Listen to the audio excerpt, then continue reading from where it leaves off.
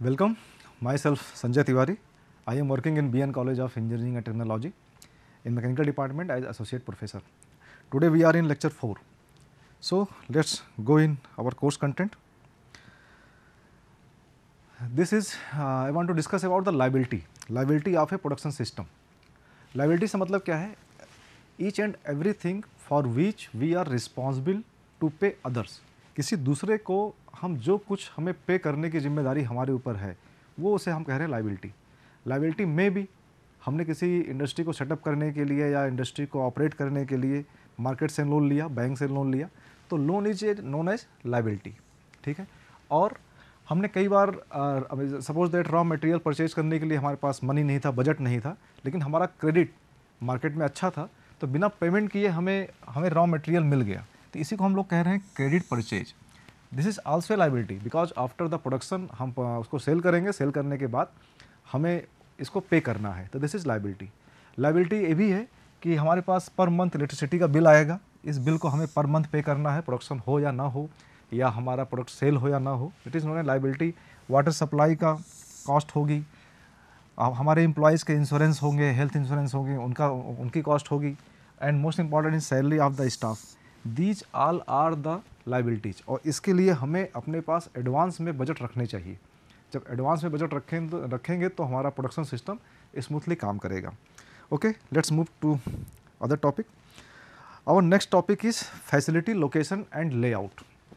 Here facility means when we say facility in a manufacturing system, we mean to say that plant. Facility means plant. So I want to discuss about the plant location.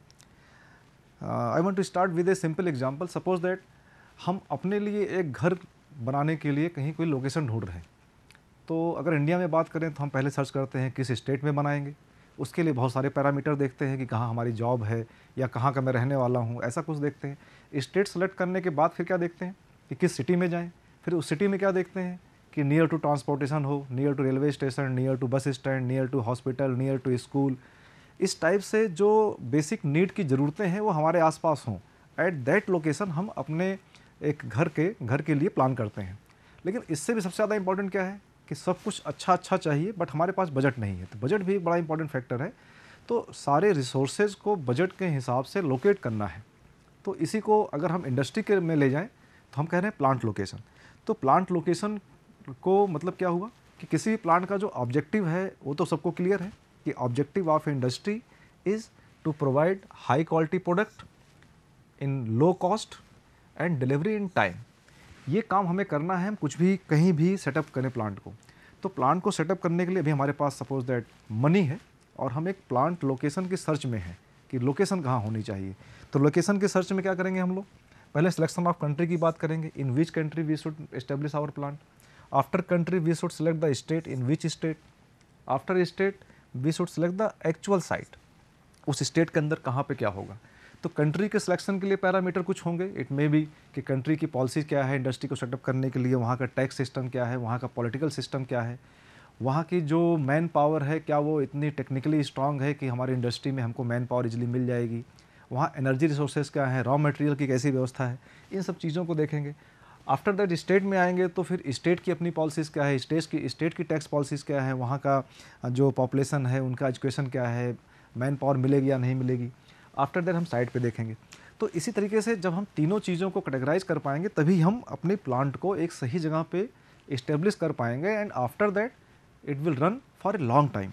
तो plant location is not a procedure to for a short time. हम जब plant location की बात करते हैं तो it should be long term. That's why we say that it is based on the long term strategies such as technological, marketing, resource availability and financial strategies. तो long term का means कि 20 years 50 years के लिए एक plant को हम किसी जगह पे लोकेट करना चाहते हैं. तो if we want to discuss about the factor affecting the location, so general location of the factory. Location के लिए बात करें, जनरल मतलब क्या हुआ कि हम यहाँ बात करने जा रहे हैं कि how to select the state और how to select the country.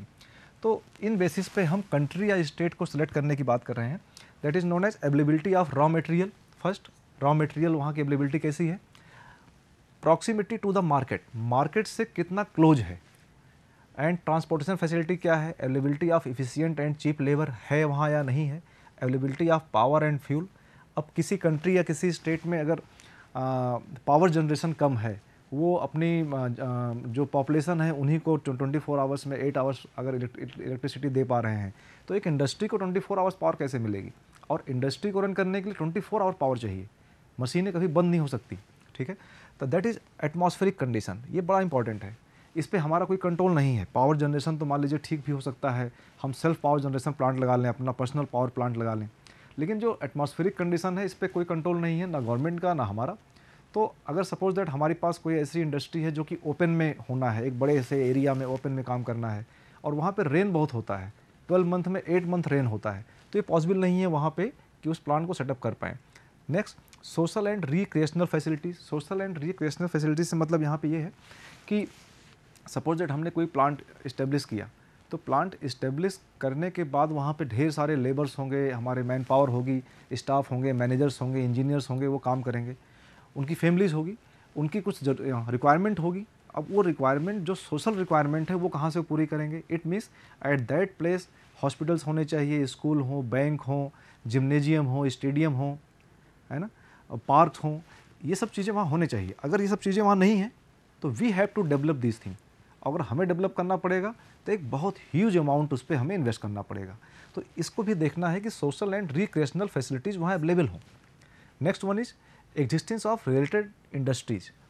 हम जैसे एग्जांपल के तौर पे अगर बात करें तो सपोज दैट एक टाटा मोटर्स अपनी कार असेंबली, कार मैन्युफैक्चरिंग का प्लांट कहीं लगाया, तो ऐसा नहीं है कि टाटा मोटर्स कार के हर कंपोनेंट को वो खुद बनाते हैं। कार में जो मेजर कंपोनेंट है, engine block, chassis and so on, वो उनकी मैन्युफैक्चरिंग है, लेकिन बहुत सारे कंपोनेंट वो दूसरे से लेते हैं। अगर ऐसी इंडस्ट्री उस एरिया में अवेलेबल नहीं है तो दो काम करने पड़ेंगे, या तो हम अपने को डेवलप करें, हम खुद बनाएं, या कहीं दूर एरिया से, कहीं दूसरे शहर से, किसी दूसरी कंट्री से उसको हमें परचेज करना पड़ेगा। तो ये देखना पड़ेगा यहाँ भी कि वहाँ पे पहले से भी कुछ इंडस्ट्रीज़ होनी चाहिए जो कि हमारे प्रोडक्ट को हेल्प कर सके, ठीक है। This one is other local bylaws, taxes, postal and banking facilities. जहाँ पे हम जिस स्टेट में जा रहे हैं उस स्टेट के कुछ बाई लॉज होंगे, वहाँ के कुछ ट्रेडिशंस होंगे, वहाँ के लोगों का एक जीने का तरीका होगा, उस तरीके में हमारी इंडस्ट्री फिट हो पाएगी या नहीं हो पाएगी, ये भी देखना पड़ेगा, ठीक है। तो ये बड़ा इंपॉर्टेंट फैक्टर है for long term. Okay, after that we have select with this factors country और state, then we are going to select the site in the state. एक स्टेट में वो साइट क्या होगा, जैसे यूपी में है तो एक यूपी बहुत बड़ा स्टेट है, उत्तर प्रदेश, तो उसमें किस साइट पे हम अपने प्लांट को लोकेट करें, ये भी देखना है, क्योंकि यूपी के अंदर ही डिफरेंट साइट के डिफरेंट टाइप के कंडीशंस हैं, वहाँ के लोग अलग हैं, वहाँ की लैंड अलग है, एटमॉस्फेयर अलग है, तो उसमें देखना पड़ेगा। तो selection of actual site, we are discussing about the actual site. तो अवेलेबिलिटी ऑफ चीप लैंड हमें बहुत कॉस्टली होती है, लैंड हमें जहाँ सस्ती मिल जाए डेफिनेटली है। अगर लैंड सस्ती मिलेगी तो इट मे बी कि वो उबड़ खाबड़ हो, वहाँ तालाब हो, वहाँ गड्ढे हों। तो एक बात ये भी देखना पड़ेगा कि उस जो लैंड हमें चीप मिली है उसको लेवलिंग करने में कुछ कॉस्ट आएगी। तो ऐसा ना हो कि एक चीप लैंड हमने लिया लेकिन उसको लेवलिंग में बहुत ज़्यादा कॉस्ट आ गई। वहाँ की सॉइल कंडीशन क्या है, हमें उस पर बिल्डिंग कंस्ट्रक्ट करना है, मल्टी स्टोरी करना है, सिंगल स्टोरी करना है, तो वहाँ की सॉइल कंडीशन क्या है कि उस पर क्या वो बिल्डिंग बन सकती है, ये देखना पड़ेगा। आफ्टर दैट हमें वहाँ पे अपने प्लांट को बनाना है, बिल्डिंग्स बनानी है, तो वहाँ पे कॉस्ट ऑफ ब्रिक क्या है, सैंड क्या है, सीमेंट क्या है, उनकी अवेलेबिलिटी क्या है, स्टील की कॉस्ट क्या है, ये सब देखना पड़ेगा। After that caste of water supply and transportation facilities. Land अगर चीप होगी तो जाहिर सी बात है वो शहर से काफ़ी दूर होगी, तो ट्रांसपोर्टेशन वहाँ पे पॉसिबल है या नहीं है, अगर नहीं होगी तो एक प्रॉब्लम हो सकती है। कुछ तो इंडस्ट्रीज ऐसी हैं कि जिनके नियर बाय रेलवे लाइन होनी चाहिए। सपोज दैट आप अगर एक power plant, thermal power plant establish करना चाह रहे हैं, तो थर्मल पावर प्लांट के लिए आपको कोल चाहिए। अब कोल ट्रक से तो आना नहीं है, उसके लिए रेलवे लाइन होनी चाहिए। तो थर्मल पावर प्लांट के लिए रेलवे ट्रैक का होना वहाँ ज़रूरी है। एंड कोई भी इंडस्ट्री रेलवे ट्रैक सेटअप नहीं कर सकती, it is the work of government. तो हमें अगर थर्मल पावर प्लांट की बात करें तो हमें ऐसे जगह पे देखना पड़ेगा अपनी लैंड को जहाँ पे रेलवे ट्रैक अवेलेबल हो, ठीक है। हाउसिंग फैसिलिटी होनी चाहिए, हमारे एम्प्लॉयज़ होंगे, एम्प्लॉयज़ के लिए वहाँ पे घर होने चाहिए, स्टाफ के लिए। तो अगर नहीं होंगे तो हमें डेवलप करना पड़ेगा। फिर again area available for future expansion. Future expansion के लिए वहाँ पर एरिया अवेलेबल होना चाहिए कि हम आगे चल के अपने प्रोडक्ट की रेंज को बढ़ा सकें।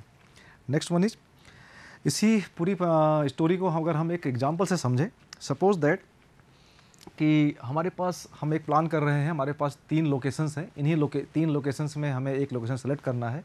First is Delhi, Lucknow and Kanpur. और ऐसा हमने देखा कि लखनऊ में, दिल्ली में और कानपुर में पर मंथ मैन्युफैक्चरिंग करने के लिए जो एक्सपेंडिचर आ रहे हैं उसमें कुछ कुछ फैक्टर्स हमने लिए हैं। जैसे पर मंथ की बात हो रही है, यहाँ कुछ एग्जाम्पल की बात कर रहे हैं पर मंथ की। सपोज दैट अगर रेंट की बात करें तो रेंट के बेसिस पे दिल्ली कॉस्टली है, यहाँ पे 20,000 पर मंथ हमें रेंट देना पड़ रहा है, लखनऊ में 10,000, कानपुर में 10,000। तो on the basis of rent we can select Lucknow और कानपुर। अगर हम सिर्फ रेंट के एक फैक्टर को लेते हैं तो दिल्ली के साथ हम नहीं जाएंगे, लखनऊ और कानपुर के साथ जाएंगे। Again if we see about the labour cost for per month, we can see that in Delhi it is 1,35,000 and in Lucknow 1,30,000, in Kanpur 1,60,000. So definitely on this basis we will go with the Lucknow. We will select the Lucknow on the basis of labor cost. Again we see the freight charges, transportation cost. So in Delhi it is 81,000, in Lucknow 64,000 and Kanpur 28,000. So this will be selected. And after that taxes Delhi है 0 taxes, वहाँ की government बड़ी liberal है और उन्होंने कहा कि हमारे यहाँ प्लांट लगाइए, हम टैक्स में बिल्कुल फ्री कर रहे हैं, कोई टैक्स नहीं लेंगे आपसे। तो on this basis we will select the Delhi because यहाँ पे टैक्सेज हैं, यहाँ पे टैक्सेज हैं, ठीक है। Again if we see the power cost, per month power cost in Delhi 60,000, in Lucknow 6,000, in Kanpur 6,000। तो on the basis of power cost we will select Lucknow और कानपुर। तो this is the monthly expenditure और इस बेसिस पे हमें सिलेक्शन करना है। तो इट इज़ वेरी कॉम्प्लिकेटेड कि how to select the city for our plant.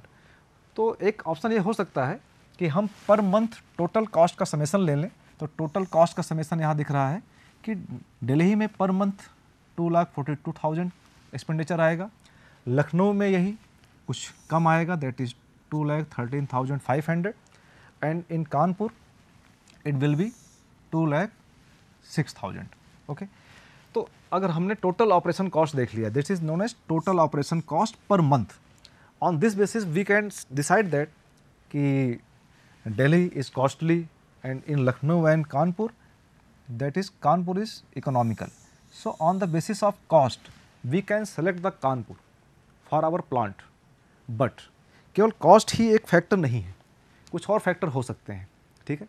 जैसे अगर हम बात करें कि कम्युनिटी एटीट्यूड, दिल्ली में रहने वाले लोगों का क्या एटीट्यूड है, लखनऊ में रहने वाले लोगों का क्या एटीट्यूड है, कानपुर रहने वाले लोगों का क्या एटीट्यूड है, क्योंकि हमें तो लेबर मैन पावर तो वहीं से लोकल ही लेना है, तो उनके साथ काम करना पड़ेगा, तो उनका क्या एटीट्यूड है ना। जो यहाँ लिखा हुआ है एक्चुअल नहीं है, it is only for the example.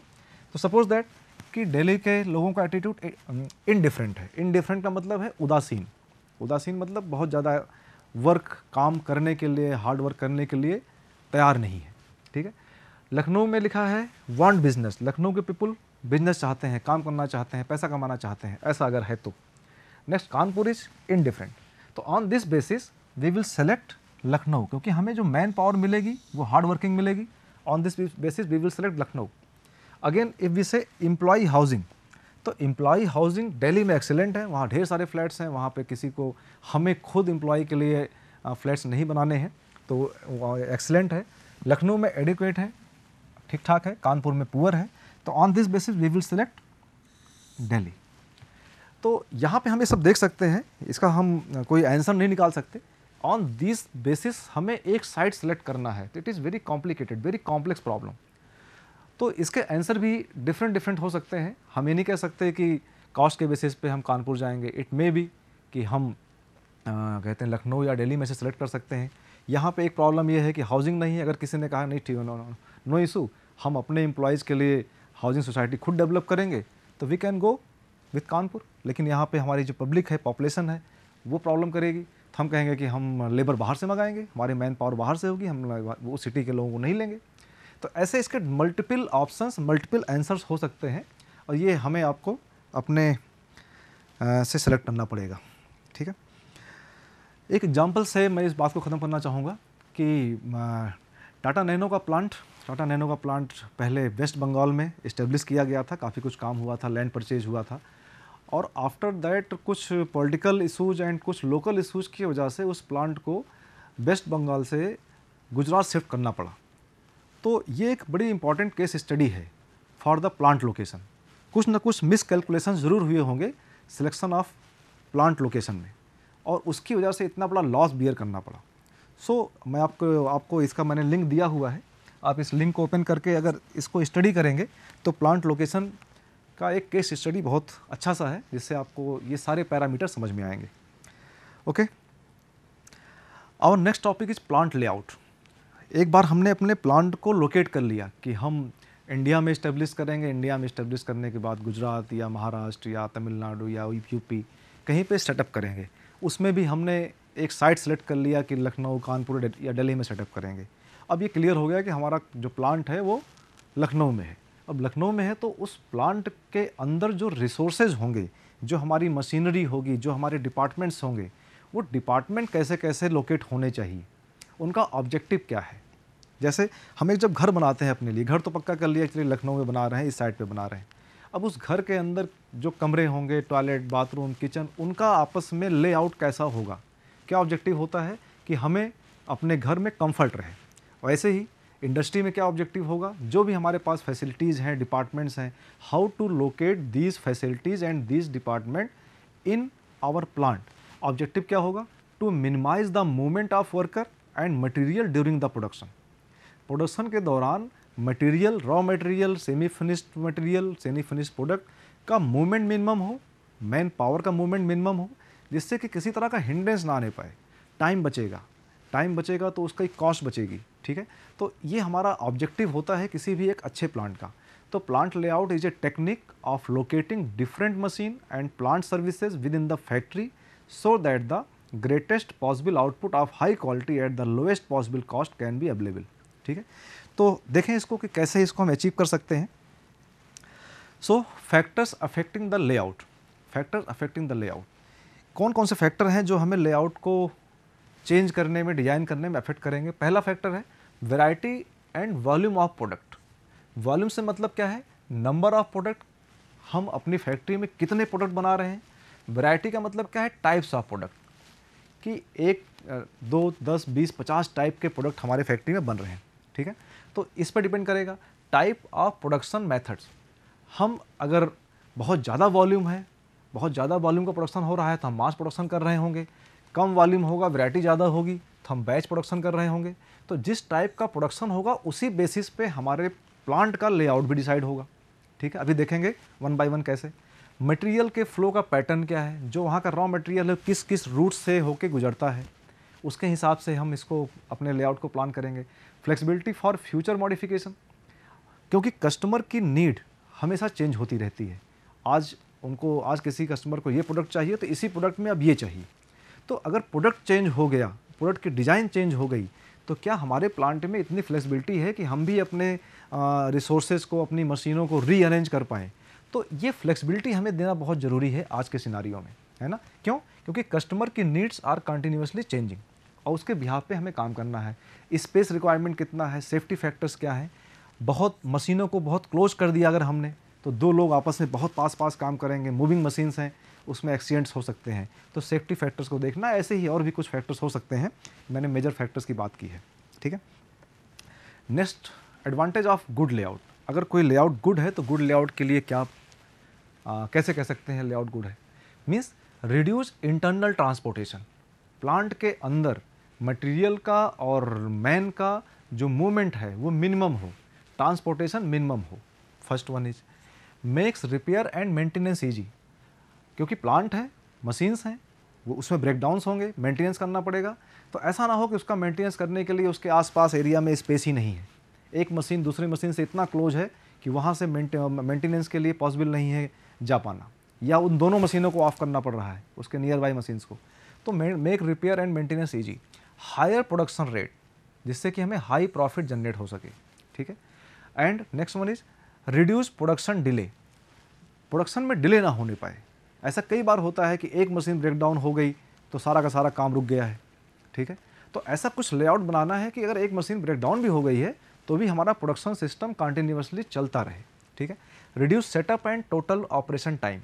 Setup time एक ऐसा टाइम है जब हम मशीन को सेट कर रहे होते हैं, उसको तैयार कर रहे होते हैं मैन्युफैक्चरिंग के लिए, और कई बार सेटअप टाइम बहुत ज़्यादा होता है ना, कि एक प्रोडक्ट को बनने में सपोज दैट अगर 2 मिनट लग रहे हैं, लेकिन उस मशीन को सेट करने में, CNC मशीन है, कंप्यूटराइज मशीन है, एडवांस मशीन है, उनको सेट करने में 6 आवर 10 आवर्स लग रहे हैं। तो कुछ ऐसा प्लांट हो जिससे उसमें सेटअप टाइम कम हो, क्योंकि इसमें किसी तरह का कोई प्रोडक्शन नहीं होता, this is a idle time, है ना, और ऑपरेशन टाइम भी कम हो, ठीक। Better utilisation of resources means man, machine, material, everything, जो भी रिसोर्सेज हैं उनका बेटर यूटिलाइजेशन हो पाए, ये एक ऑब्जेक्टिव होगा। अगर ऐसा हो पा रहा है then we will say that our plant layout is very good. Okay, so what are the principles of plant layout? तो ये 6 प्रिंसिपल्स हैं जिनको हम डिस्कस करेंगे। First principle is principle of overall integration. Overall integration से मतलब क्या है, एक प्लांट में डिफरेंट टाइप के डिपार्टमेंट्स होंगे, परचेज होगा, ह्यूमन रिसोर्स होगा, इन्वेंट्री कंट्रोल होगा, इस तरह से मल्टीपल डिपार्टमेंट्स होंगे, उनका आपस में इंटीग्रेशन प्रॉपर होना चाहिए। Sorry. Principle of minimum distance, 2 department के बीच का डिस्टेंस प्रॉपर हो, मिनिमम हो, जहाँ तक हो सके मिनिमम हो। प्रिंसिपल ऑफ फ्लो, 2 डिपार्टमेंट्स के 3 डिपार्टमेंट्स या जितने भी डिपार्टमेंट्स हैं उनके बीच का जो फ्लो है, फ्लो में बी ऑफ मटेरियल, फ्लो में बी ऑफ इंफॉर्मेशन, उनका फ्लो बहुत स्मूथ होना चाहिए, ब्लॉकेज नहीं होना चाहिए। प्रिंसिपल ऑफ क्यूबिक स्पेस, एक ये प्रिंसिपल ये कहता है कि क्यूबिक स्पेस मतलब लेंथ, विड्थ, हाइट। हम केवल कारपेट एरिया की बात नहीं कर रहे हैं, हम एक वॉल्यूम की बात कर रहे हैं, तो क्यूबिक स्पेस मिनिमाइज होना चाहिए। हमारा जो क्यूबिक स्पेस है एरिया कहते हैं वो प्रॉपर यूटिलाइजेशन होना चाहिए। Principle of satisfaction and safety, एक वर्किंग एनवायरनमेंट वहाँ पे ऐसा क्रिएट हो, ऐसा लेआउट बनाए जहाँ पे वहाँ पे लेबर की सेफ्टी इंश्योर हो और उनको वहाँ पे काम करने में सेटिस्फैक्शन फील हो, कंफर्ट हो। ऐसा ना हो, अगर कंफर्ट नहीं होगा तो प्रोडक्टिविटी हमारी डाउन हो जाएगी। Principle of flexibility very important है कि can be rearranged at minimum cost. Product change हुआ, प्रोडक्ट की डिज़ाइन चेंज हुई, कस्टमर की नीड चेंज हुई, दैट्स वाई प्रोडक्ट चेंज हुआ।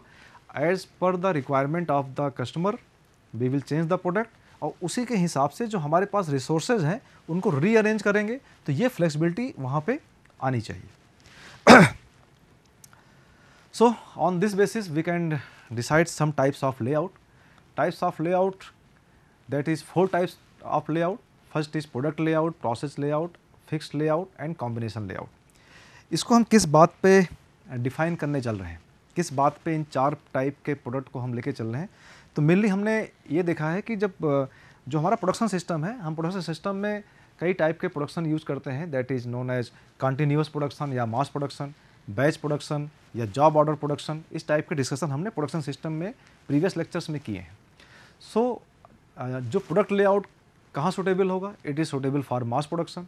Process layout is suitable for the batch production. Fix layout कहाँ suitable होगा, कॉम्बिनेशन लेआउट कहाँ suitable होगा, we will discuss this in next slide. Okay, first one is product layout. Product layout को ही हम line layout कहते हैं, ठीक। Line layout का मतलब क्या है? सपोज दैट कि it is suitable for when volume of production is very high. It means जब हम मास प्रोडक्शन की बात कर रहे होते हैं, ऐसी इंडस्ट्री जहाँ पे कोई प्रोडक्ट मास प्रोडक्शन में हो रहा है, तो वहाँ पे ये लेआउट सुटेबल होगा। और डेफिनेटली है, मास प्रोडक्शन कब होता है? जब हम एक ही प्रोडक्ट का या प्रोडक्ट की वैरायटी बड़ी कम होगी, 1 या 2 प्रोडक्ट हम बहुत हैवी वॉल्यूम में बनाएंगे, जैसे नट बोल्ट्स हैं, बॉल बेयरिंग्स हैं, इलेक्ट्रॉनिक्स आईसीज हैं, हम इनको मास में बनाते हैं, तो वहाँ पे प्रोडक्ट की वैरायटी कम है लेकिन वॉल्यूम बहुत ज़्यादा है। तो जब वॉल्यूम बहुत ज़्यादा होगा तो हमें हर टाइम एक ही टाइप का काम करना होगा, तो that's why it is suitable when volume of production is very high. और वॉल्यूम ऑफ प्रोडक्शन अगर हाई होगा तो डेफिनेटली है कि variety of product is low होगा, है ना। And for mass production continuous production किया जाएगा। अगर वैरायटी लो है, वॉल्यूम हाई है, तो हमारा प्रोडक्शन सिस्टम मास प्रोडक्शन वाला होगा। Again separate product line for each product दिखाई पड़ेगी। अगर हमें बॉल बेयरिंग बनानी है तो बॉल बेयरिंग बनाने के लिए एक लाइन होगी, उसमें बॉल बेयरिंग बनाने में जो जो ऑपरेशंस होने हैं उन ऑपरेशंस की एक प्रोडक्शन लाइन होगी। दूसरे प्रोडक्ट के लिए दूसरी प्रोडक्शन लाइन होगी, तभी वो मास प्रोडक्शन में कंटिन्यूसली हाई वॉल्यूम प्रोड्यूस कर सकता है, ठीक है। Next one is machine are arrange in the order of their use during the production process. जो प्रोडक्ट है उस पर जो जो ऑपरेशंस होने हैं, उन ऑपरेशंस के रेफरेंस में, उन ऑपरेशन के तरीके से हमें मशीनों को रीअरेंज करना पड़ेगा, अरेंज करना पड़ेगा एक लाइन में। इसीलिए इसको हम कह रहे हैं लाइन लेआउट। एक एग्जांपल लेके देखते हैं। सपोज दैट हमारे पास कोई प्रोडक्ट है, मान लेते हैं कि हमारे पास एक प्रोडक्ट है, प्रोडक्ट ए, और इस प्रोडक्ट को बनने में दीज 4 ऑपरेशंस आर नीडेड। पहला ऑपरेशन टर्निंग का है, हम कहाँ जाएंगे, लेथ मशीन पे जाएंगे। दूसरा ऑपरेशन उसमें एक होल करना है, हम जाएंगे ड्रिलिंग मशीन पे। तीसरा ऑपरेशन उसे फिनिशिंग करना है, हम जा रहे हैं ग्राइंडिंग पे। और चौथा ऑपरेशन उस पर कुछ कलर कोडिंग करना है, तो हम जा रहे हैं पेंटिंग शॉप में। एक इस प्रोडक्ट को बनने में इन 4 टाइप की मशीन्स की ज़रूरत है, और ये प्रोडक्ट हमें बहुत ह्यूज वॉल्यूम में बनाना है, और इसलिए हम प्रोडक्ट लेआउट की बात कर रहे हैं, इसलिए हम मास प्रोडक्शन की बात कर रहे हैं। तो हम क्या करेंगे, क्योंकि प्रोडक्ट एक ही है, वॉल्यूम बहुत ज़्यादा है, तो इस प्रोडक्ट में यूज होने वाले जितने भी ऑपरेशंस हैं, उन ऑपरेशंस की उन ऑपरेशंस को कंप्लीट करने वाले मशीन्स को एक लाइन में सेट करेंगे। सपोज दैट पहला लेथ मशीन है, तो फर्स्ट मशीन हमारी लेथ मशीन हो गई, second one is drilling machine, third one is grinding machine, and last one is painting. हमारे पास रॉ मटेरियल आया, रॉ मटेरियल यहाँ पे उसमें डायमीटर रिड्यूस किया गया, टर्निंग हुई। After turning it will go to the drilling machine, एक होल बन जाएगा, होल बनने के बाद it will go to the grinding machine, यहाँ इसकी फिनिशिंग हो जाएगी। After that it will go to the painting shop, painting होगी, एंड ये बाहर आ जाएगा और आप कहेंगे कि ये आउटपुट आ गया। तो input raw material and output is the final product. आप यहाँ देख रहे हैं कि एक लाइन में हो रहा है और ये कंटिन्यूअसली रिपीटेडली यही काम होता रहेगा। तो this is suitable for the mass production, mass production. Okay, next layout is, अच्छा, एडवांटेज ऑफ प्रोडक्ट लेआउट। इसका एडवांटेज क्या होगा, suitable for mass production, high production rate, क्योंकि कंटिन्यूअसली एक ही काम होना है, low production cost, minimum material handling, less work in process. Work in process means कि कितने हमारे सेमी फिनिश्ड प्रोडक्ट बीच में लाइन में फंसे हुए हैं। Mechanised material handling system can be implemented, क्योंकि एक लाइन है तो हम ऑटोमेटेड गाइडेड व्हीकल्स भी यहाँ लगा सकते हैं मटेरियल को एक मशीन से दूसरे मशीन पर शिफ्ट करने के लिए। Better utilisation of machine labour and space, smooth flow of material, these are the advantage. Again अगर हम बात करें डिसएडवांटेज की, special purpose machines are use, क्योंकि एक लाइन है और हाई वॉल्यूम प्रोडक्शन हो रहा है, तो बड़ी स्पेशलाइज मशीन होंगी जो कि कम टाइम में ज़्यादा प्रोडक्ट मैन्युफैक्चर कर पाएँ। इसलिए यहाँ पे बहुत हाई इनिशियल इन्वेस्टमेंट लगेगा, हमें यहाँ CNC मशीन लगानी पड़ेगी तो हाई इनिशियल इन्वेस्टमेंट होगा। मशीनें बड़ी स्पेसिफिक होंगी तो हाई मेंटेनेंस कॉस्ट होगा। Specially trend worker is needed, है ना। स्किल भले कम हो, स्किल्ड ऑपरेटर नहीं चाहिए, लेकिन ट्रेंड वर्कर चाहिए। अगर CNC मशीन है तो CNC प्रोग्रामिंग उन्हें आनी चाहिए, ठीक है। Difficult to change the production line if product design is change. यहाँ पे हमारे पास फ्लेक्सिबिलिटी ज़्यादा नहीं होती है, क्योंकि एक लाइन है, हम लाइन को प्रोडक्ट के हिसाब से चेंज नहीं कर सकते हैं। Next one is failure of one machine will stop the production line. अगर कोई भी एक मशीन फेल हो गई, सपोज दैट कि अगर ये मशीन यहाँ पे फेल हो गई, तो अब ये पॉसिबल नहीं है कि प्रोडक्ट लाइन हमारी रुक गई, अब आउटपुट नहीं आएगा, ये आउटपुट यहाँ से नहीं आएगा, ठीक है। Again not flexible, it is rigid, production rate is controlled by bottleneck machine. It means कि अगर हमारे पास ये 4 मशीनें हैं, सपोज दैट इसकी कैपेसिटी है कि 2 प्रोडक्ट पर मिनट, एंड इसकी कैपेसिटी है 4 प्रोडक्ट पर मिनट, इसकी कैपेसिटी है 1 प्रोडक्ट पर मिनट, इसकी कैपेसिटी है 4 प्रोडक्ट पर मिनट।